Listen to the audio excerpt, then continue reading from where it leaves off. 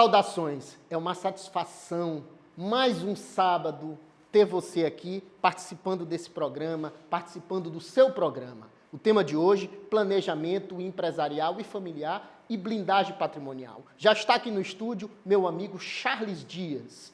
Rapidinho, chama a vinheta.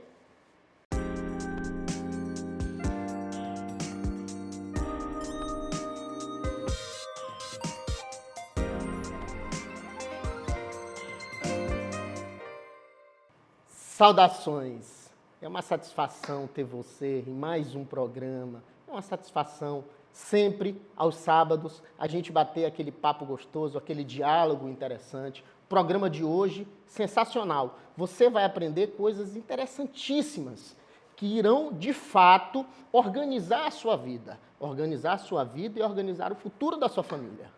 Temática, planejamento empresarial e familiar e também blindagem patrimonial. O que é isso? Que negócio complicado. Para conversar comigo, não é complicado não, gente, é simples e simples. Para conversar comigo, eu trouxe o meu amigo Charles Dias. Uma satisfação, meu amigo, a sua presença aqui. Já vou logo emendar a primeira pergunta. Charles, explica para o seu João, lá da cidade operária, para a dona Maria, da Vila Luizão, o que seria o planejamento empresarial e familiar. Fica à vontade, meu irmão. Pois não, bom dia a todos, satisfação conversar com vocês sobre esse tema. Um tema que muitas vezes as pessoas pensam que interessa só aos milionários. E eu quero dizer para você que não. O milionário já resolveu o problema dele. Esse tema interessa a você que está ouvindo, que tem pelo menos um imóvel em seu nome. O que é o planejamento patrimonial familiar? Ele consiste exatamente numa série de medidas legais, medidas que a lei permite que você tome, para que você preserve esse patrimônio mesmo depois da sua morte, mesmo que depois que você já não estiver mais aqui nesse mundo. Por quê? Porque todos nós que temos família, que temos filhos, a gente trabalha e busca amealhar alguns bens exatamente para que a nossa família possa usufruir de uma certa segurança quando nós já não estivermos aqui. E a falta desse planejamento, muitas vezes, faz com que o fruto desse suor, o fruto desse trabalho que você teve durante uma vida, se perca em até, Dr. Ted, 40% no processo de inventário. Então, o planejamento visa evitar exatamente esta perda. É verdade, Charles. Essa temática é interessantíssima. Eu, por uma temporada bem grande, advoguei no direito notarial e registral. Você lembra as ações Sim. de cartório? Eu advoguei para cartório, então foi uma temática que eu estudei bastante, profundamente. Aí, quando eu te convidei para a gente trabalhar e para a gente vir ao programa, você disse, por que não falar de planejamento familiar, empresarial? E aí a gente dialogou sobre isso, conversamos e, de fato, é uma temática importante. Essa temática, ela importa demais a você, pequeno empresário, ela importa a você que tem apenas um imóvel. Porque, Charles, o que acontece é que após a morte, o cara trabalha a vida inteira e constrói um patrimônio e, às vezes, além do fisco e todo esse procedimento caríssimo de quase 40% levar quase todo o seu patrimônio, a sua família fica absolutamente desestabilizada com isso. Verdade. Ou então, quer dizer, isso dá uma segurança. Então, fica à vontade para falar para a gente quem precisa desse planejamento. Fala se é o pequeno empresário, é aquele cara que tem apenas um imóvel. Como é que se dá esse planejamento patrimonial? Fica à vontade. A vida empresarial, Ted, seja ela numa empresa familiar ou numa empresa que não é familiar, ela corre muitos riscos, né? Então, é importante que o empresário de qualquer setor, rural, urbano, do comércio, da indústria, ele tenha um planejamento cuidadoso para evitar uma série de eventos que os próprios riscos da atividade empresarial impõem.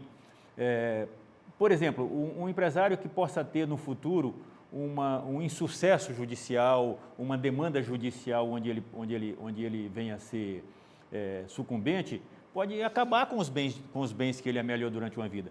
Então, o planejamento familiar e o planejamento patrimonial, ele visa exatamente proteger essa situação para que você não esteja aí sujeito, e isso a lei permite, existe uma novidade no direito brasileiro que chama Lei da Liberdade Econômica, que ela permite que o empresário ele possa fazer, a lei diz exatamente isso, ele possa fazer a alocação e a segregação de riscos. Pronto.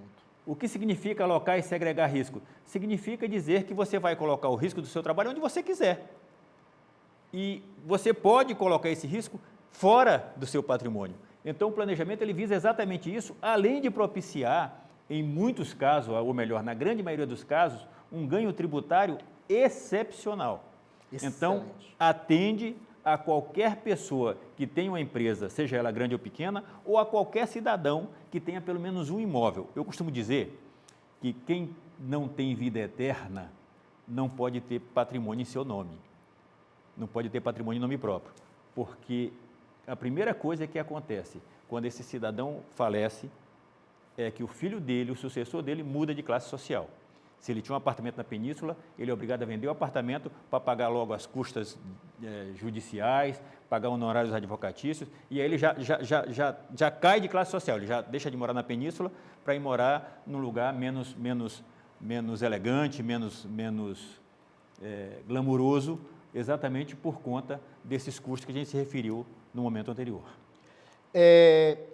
Tu falou da península, mas eu vou além ainda. Vamos lá, em todos os bairros da cidade, em qualquer localidade, tu sempre tem um sujeito bem-sucedido, o cara que conseguiu amelhar uma casa, conseguiu um patrimônio, imóveis, carros, ou tem um comércio, um pequeno comércio que está funcionando. Então, para esse cidadão também é importante esse planejamento, né, Caixas?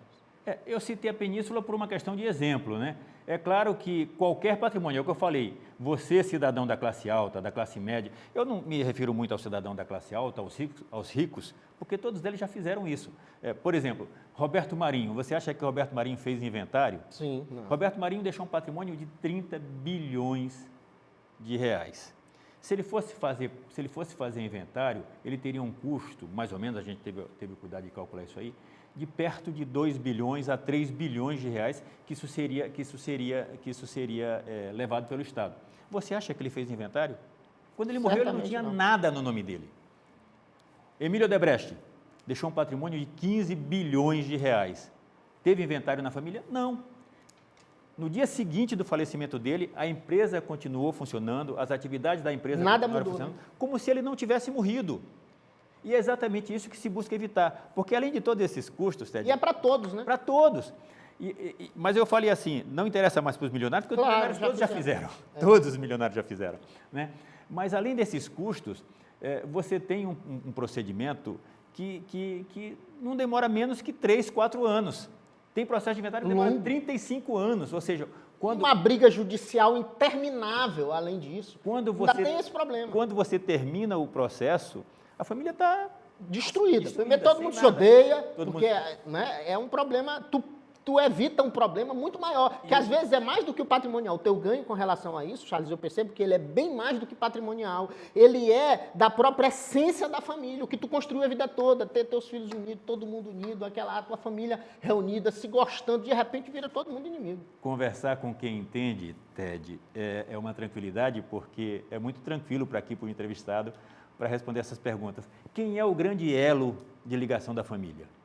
Sim. É o mantenedor. Sim. É o pai. Seja o homem, seja a mulher, mas aquele que mantém, ou ambos. Né? Exatamente. Esse é o grande elo. Sim.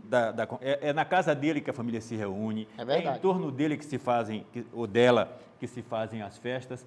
E quando esse elo se parte, não é que os filhos vão se odiar, mas cada um tem uma opinião diferente do que fazer com aquele bem que restou. Então, exatamente, e uma necessidade diferente também. E uma necessidade diferente.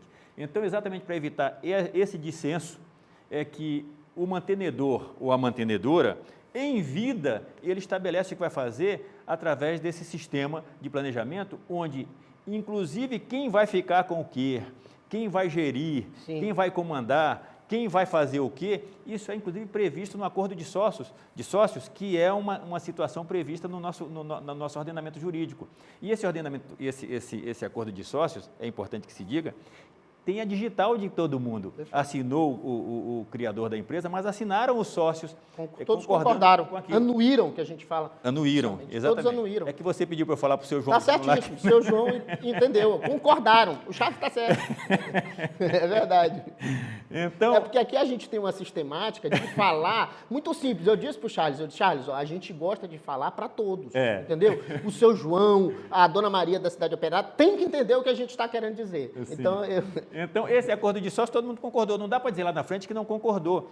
E aí, essa briga toda de quem vai ficar com quem... Você quer ver um exemplo que eu cito sempre, Ted? O pai compra um apartamento onde mora ele com a esposa. E aí o casal tem 2 filhos. O que ele faz? Quando nasce o primeiro filho, ele compra um apartamento para o primeiro filho. Então, fica ele morando nesse apartamento com o segundo filho e o primeiro filho vai para aquele apartamento. Que é menor, às vezes. Às vezes é menor, às vezes é igual. Sim. Depois, ele compra um apartamento para o segundo filho, para deixar os dois equilibrados. Às vezes até no mesmo condomínio, no mesmo prédio. Só que um filho é cuidadoso. Um filho faz uma tremenda de uma reforma no seu apartamento, às suas expensas, aos seus custos. Faz uma tremenda reforma do apartamento, mas o apartamento está em nome de quem? Está em nome do pai. Mas o filho investe, o filho reforma o apartamento, o filho bota porcelanato, enfim, transforma o apartamento num palácio. O outro não cuida muito. O outro larga para lá. Falece o pai. Começa a discussão. Não, veio tudo. Aí vai dividir igual. Cria um problema. Cria um problema. Essa temática é fundamental, mas eu convido você a ficar comigo mais um pouquinho. A gente vai fazer um rápido intervalo e já, um minutinho só, a gente volta para dialogar ainda mais com Charles Dias. Rapidinho.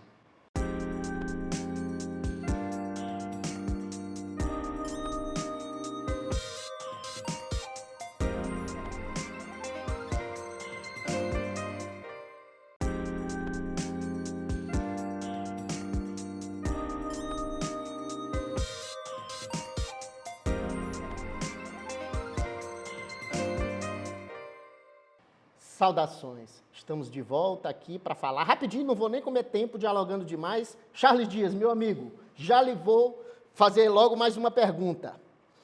Planejamento patrimonial substitui o inventário e influencia de que maneira na sucessão? Explica para nós essa parte especificamente. Boa, muito boa pergunta. Veja que o planejamento patrimonial familiar, ele visa exatamente impedir que a família se submeta a esse processo de inventário. Por quê? Vocês vão se lembrar que eu disse agora há pouco que quem não tem vida eterna não pode ter bens, sobretudo bens imóveis, em seu nome, né? Como é que vai funcionar isso? Esse procedimento todo, ele vai funcionar através do que tem muita gente falando hoje, isso parece que é senso comum, através de um processo chamado holding familiar. Ou seja, o donatário, o mantenedor, ele constitui uma empresa em seu nome pessoal e da sua esposa, se não for casado em comunhão universal de bens. Se for casado em comunhão universal de bens, ele faz em nome de um dos dois, né? Mas ele constitui uma empresa em seu nome, uma empresa de capital relativamente baixo, R$1.000, por exemplo. Com qual objetivo? Nenhum. A lei hoje permite que você tenha empresas com objetivo nenhum. Objetivo de ter participações acionárias em outra empresa. Essa empresa ela não vai gerir, essa empresa ela não vai produzir. Logo, o custo é diminuto com relação a isso. Diminuto. Entendeu? Praticamente não tem custo. O custo é incomparavelmente menor ao custo que ele teria num processo de inventário. Na verdade, ser pessoa jurídica é mais barato do que ser pessoa física. Inclusive do ponto de vista tributário. Principalmente do ponto de vista tributário. Então, ele constitui essa empresa, é o primeiro ato. Depois deste ato, ele faz um aumento de capital através da integralização dos seus bens nesta empresa. E o que é importante de tudo isso, Ted? O Supremo já decidiu, inclusive, que na integralização de bens da pessoa física para a pessoa jurídica, não tem ITBI. Então, você não paga imposto, você vai ter as custas cartorárias de transferência de R$200, cento e poucos reais, enfim, quanto vai valer isso. E o mais importante de tudo isso, você pode fazer essa integralização pelo valor venal. Eu quero chamar a atenção, Charles, agora, sobre essa tua observação, que ela é de fundamental importância para você entender, você de casa entender. O que o Charles está nos dizendo é o seguinte: se você fosse vender, ou seja, passar, eu estou passando para os meus filhos em vida esse patrimônio, Ou doando eu vou mesmo. fazer uma venda, vai pagar ITBI, Vai pagar e o ITBI. valor é alto. Não, eu vou fazer uma doação, vai pagar ITCD, e o valor é alto. Não, eu faleci, vou fazer um inventário. ITCD é valor altíssimo. Então, o que ele tá cortando um caminho aqui e fazendo uma diminuição de custo fantástica, imensa. Continua, Charles. Não, e vai mais além. Você vai pagar ITBI, vai pagar ITCMD pelo valor de mercado. Uma outra observação. Se tu segue o procedimento normal, eu sei disso, porque trabalhei muitos anos, fui Sim. substituto de cartório, trabalhei demais nessa área, advoguei, fui um dos primeiros a advogar nessa área aqui no Maranhão, e um dos poucos no Brasil. O que acontece?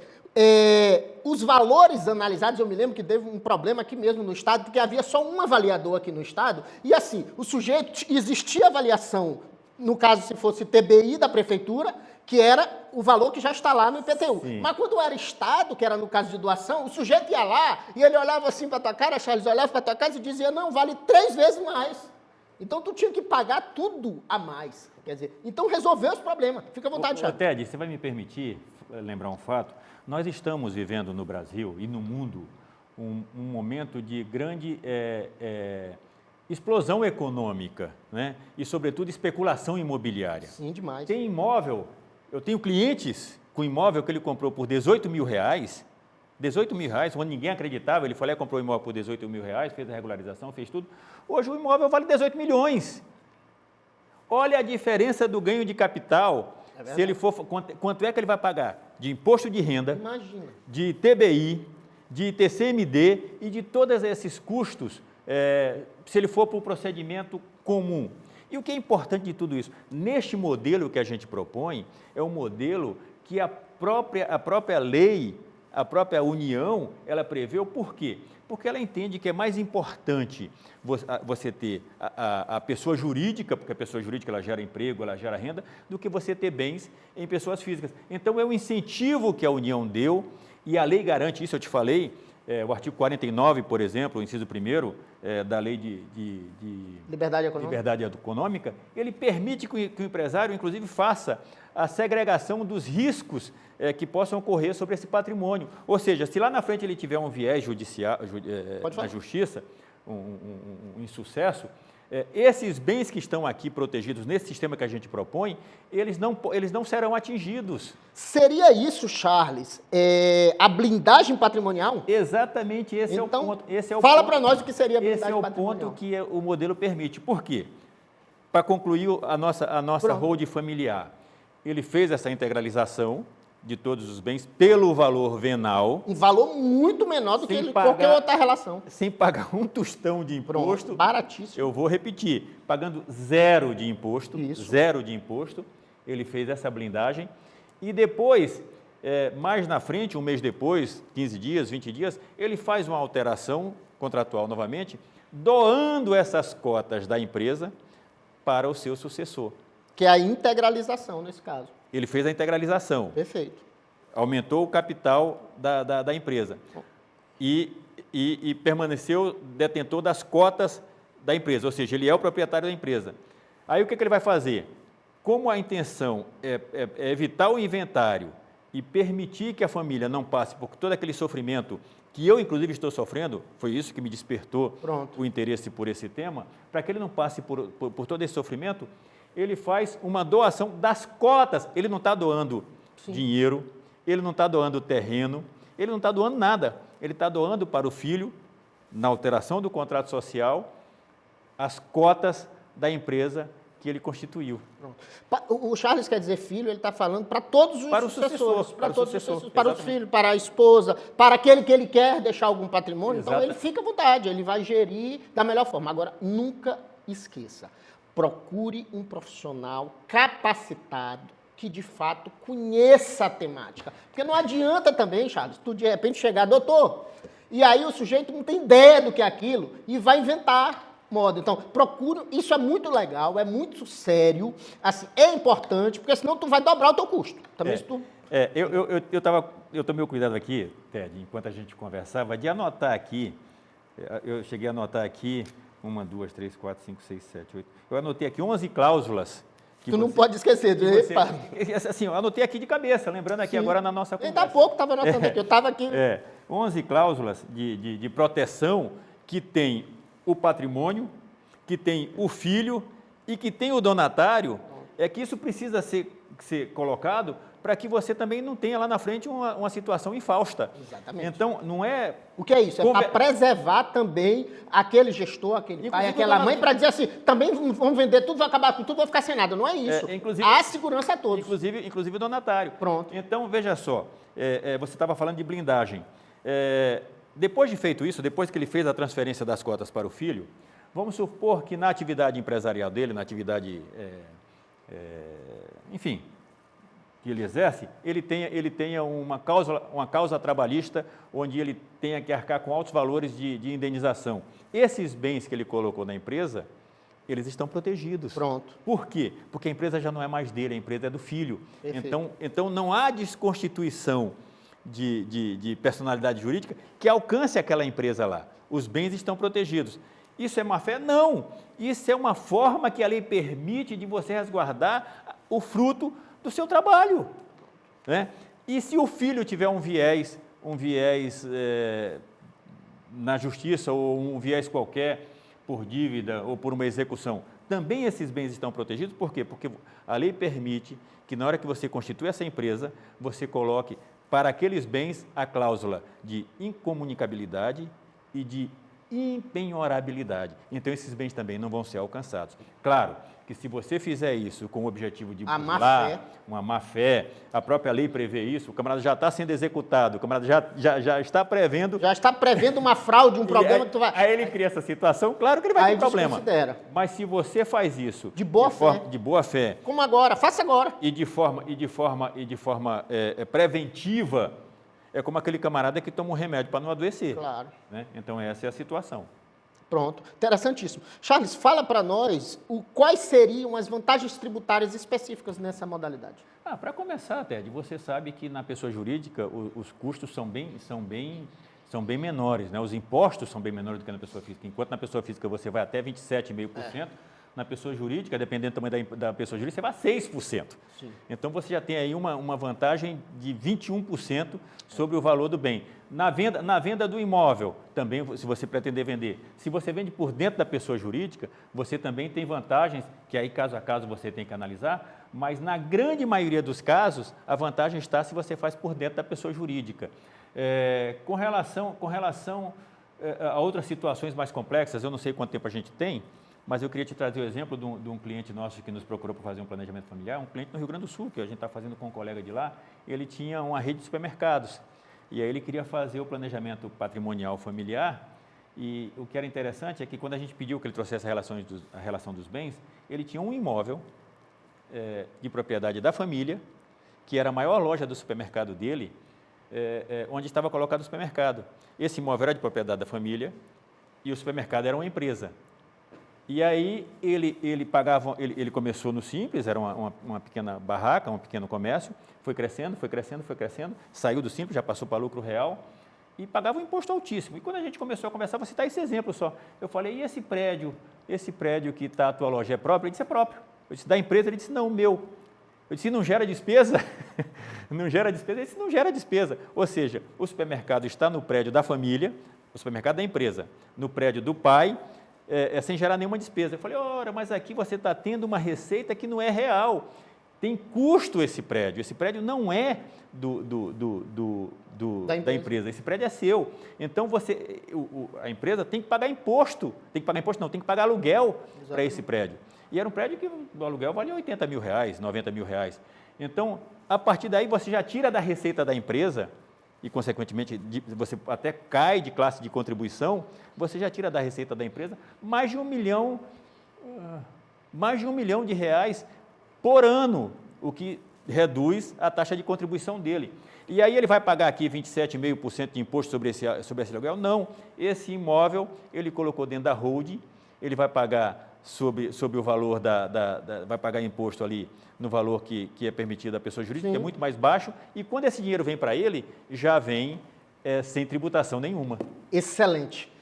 Minha gente, vocês entenderam essa discussão? Eu quero deixar muito claro que a finalidade do programa é apenas trazer informações importantes. Se você quiser conhecer mais profundamente a temática, procure sempre um profissional qualificado. Não adianta, Charles, a gente ficar pesquisando coisa de Google ou de internet, ou então pesquisar qualquer pessoa. Não, procure, se você tem um problema no seu fígado, você vai procurar um cara que conheça de fígado. Se tem um problema no rins a mesma coisa é no direito. Se você tem um problema patrimonial, procure alguém que conheça dessa modalidade. Se é criminal, procure um criminalista. Quer dizer, não fica brincando de estar achando que o cara vai fazer tudo, que ele não vai fazer tudo. Quem é bom em tudo não é bom em nada. Mas, gente, eu gostaria de agradecer ao meu amigo Charles pela participação no programa e lhe conceder as últimas informações. Traga para nós informações importantes aí, assim, perspectivas positivas ao meu público. Fica à vontade, Charles. Ted, eu é que agradeço a oportunidade de conversar sobre essa temática com o seu público qualificado, um público inteligente, um público que busca realmente informações atuais e dizer que, é como colocou o Ted aqui, o importante de tudo isso não é que você me procure, que você procure um outro, ou esse ou aquele outro advogado. O importante é que se você vai fazer um sistema desse tipo, você procure um profissional que efetivamente esteja qualificado. Um profissional que não vale criar problema. Eu tenho recebido no escritório uma série de situações onde o indivíduo já fez a holding, Sim. Ele já fez a holding e nós estamos tendo que desfazer, porque fez de forma errada, fez de forma que não dá segurança, e ele está tendo hoje mais problema com a holding do que teria se não tivesse feito. Então, nós estamos desfazendo... Passaram o remédio errado, Charles. Passaram o remédio errado. E na questão do remédio... Efeito colateral. Aí, e na questão do remédio, entre o veneno e a cura, o problema é a dose, né? É. Então, seria isso. Eu agradeço e desejo a todos uma boa sorte e agradeço pela oportunidade. Minha gente, foi um prazer conversar com o Charles aqui. Agradeço demais a presença do Charles. Quero lhe convidar para fazer mais um bloco comigo, rapidinho, aquele bloco relâmpago. Apenas uma pergunta, uma discussão, é rapidinho, já já eu volto.